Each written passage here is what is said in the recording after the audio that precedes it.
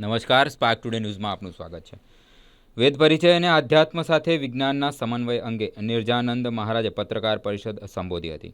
Walkman of ઇન્ડિયાના રાજુભાઈ ઠક્કર તથા હમ હિન્દુના પ્રફુલ્લભાઈ સેજપાલ તથા મુરજાણીજી વિશેષ ઉપસ્થિત રહ્યા હતા। યુએનના ઠરાવ મુજબ હિન્દુ ધર્મ અને જીવનશૈલીનો પવિત્ર આધાર અને પ્રાથમિક જ્ઞાનનો સ્ત્રોત એટલે વેદ।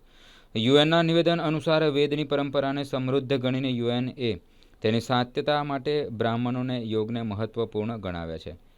Indian Council of Historical Research ICHRના નવેમ્બર 2022ના પરિપત્રમાં સ્પષ્ટપણે લખવામાં આવ્યું છે કે લોકશાહીનો પાયો વેદોમાં છે। વિશ્વવિખ્યાત વૈજ્ઞાનિક ડૉક્ટર આલ્બર્ટ આઇન્સ્ટાઈને 18 ફેબ્રુઆરી 1950ના રોજ ભારતના વડાપ્રધાન પંડિત નહેરુને લખેલા પત્રમાં આ પરંપરાઓનું પાલન કર્યું હતું।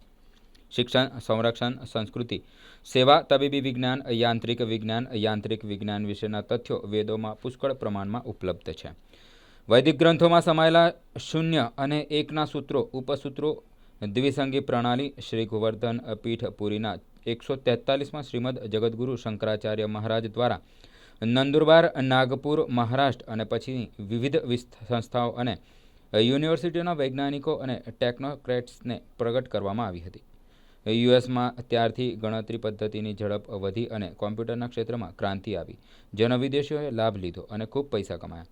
શિક્ષણ, સંરક્ષણ, સંસ્કૃતિ, સેવા, તબીબી વિજ્ઞાન, યાંત્રિક વિજ્ઞાન વિશેના તથ્યો વેદોમાં પુષ્કળ પ્રમાણમાં ઉપલબ્ધ છે। જો સ્વતંત્ર ભારતના શાસકોએ જાગૃતિ દાખવીને અને ભારતીય પ્રતિભાઓના સહકારથી આ જ કાર્ય કર્યું હોત તો આજે ભારતમાં રોજગાર અને પૈસાની અછત ન હોત, પરંતુ કમનસીબે ભારતના ટોચના શાસકો પોતાની શક્તિ રાજકારણમાં ખર્ચતા રહ્યા અને અનિચ્છનીય તત્વોને સંતોષતા રહ્યા।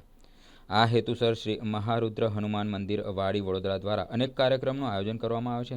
આ સંદર્ભમાં મહારુદ્ર હનુમાન સંસ્થાન દ્વારા 12 થી 17 માર્ચ 2023 દરમિયાન વિશ્વકક્ષાના વેદ સંમેલનનું આયોજન કરવામાં આવ્યું હતું, જેની ભારત અને વિદેશના વિદ્વાનોએ ખૂબ પ્રશંસા કરી છે। આ હનુમાનજી મંદિરવાળાએ આપણે જે કર્યું છે એ આપણા હિન્દુ ધર્મને બચાવવાનું એક માર્ગ છે।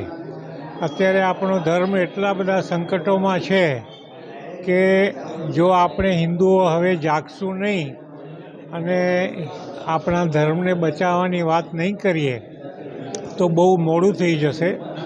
અને આના માટે જે આ છોકરાઓને સંસ્કાર, વેદોનો પ્રચાર, સ્કૂલોમાં આપણું હિન્દુત્વ માટેનું જે પ્રચાર છે એ બધું આપણે કરશું તો જ આપણે આપણો ધર્મ બચાવી શકીશું। આપણે 60 વર્ષ ગુમાવ્યા છે આપણી બીજી ગવર્મેન્ટમાં, જ્યાં આપણો આખો ધર્મનો પ્રચાર, સ્કૂલોમાં આપણું વેદોનું ભણાવવાનું એ બધું નષ્ટ થઈ ગયું છે।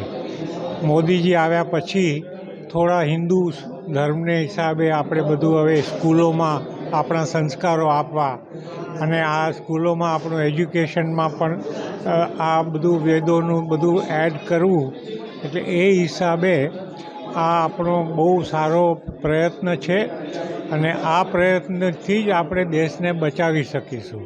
તો એના માટે બધા હિન્દુઓએ જાગૃત થવું જોઈએ અને આ પ્રચાર કરવો જોઈએ અને બધા હિન્દુ જાગૃત થશે તો જ આપણો દેશ બચશે, નહીં તો અત્યારની સ્થિતિમાં બહુ પરિસ્થિતિ ખરાબ છે।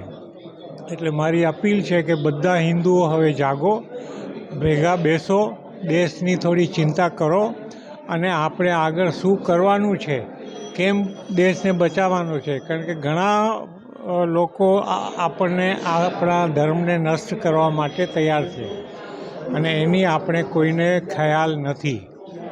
આપણે કેટલા રાજ્યોમાં હિન્દુ માઇનોરિટી સ્ટેટ થઈ ગયા છીએ, એટલે આ બધો વિચાર કરતાં હવે જો હિન્દુઓ નહીં જાગે તો બહુ મોડું થઈ જશે। એટલે મારી અપીલ છે કે બધા એક સાથે બેસો, તમે બધા વિચારો કરો અને કેવી રીતે આપણે દેશને બચાવો એની ચિંતા કરો તો જ આપણે બચી શકીશું। જય હિન્દ।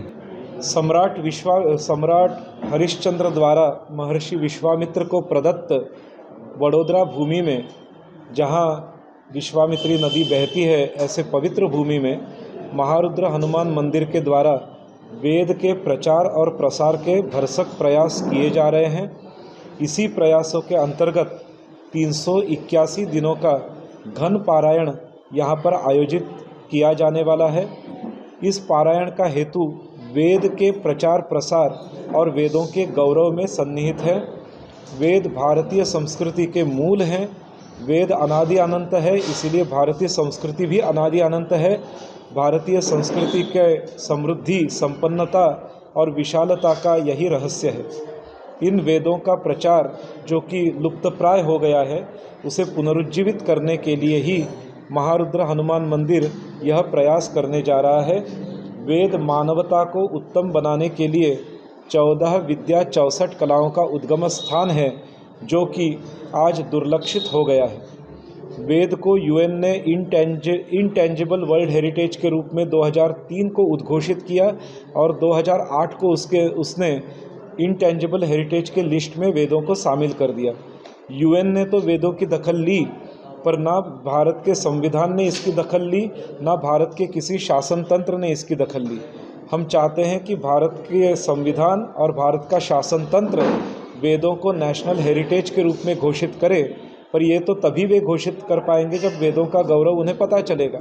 तो इस वेदों के गौरव को ही उद्भासित करने के लिए 381 डेज़ का घन पारायण का क्रम महारुद्र हनुमान मंदिर में चलाया जाने वाला है, जिससे कि सामान्य लोग वेदों से रूबरू हो सके, वेदों को जानने का कुछ प्रयास कर सके।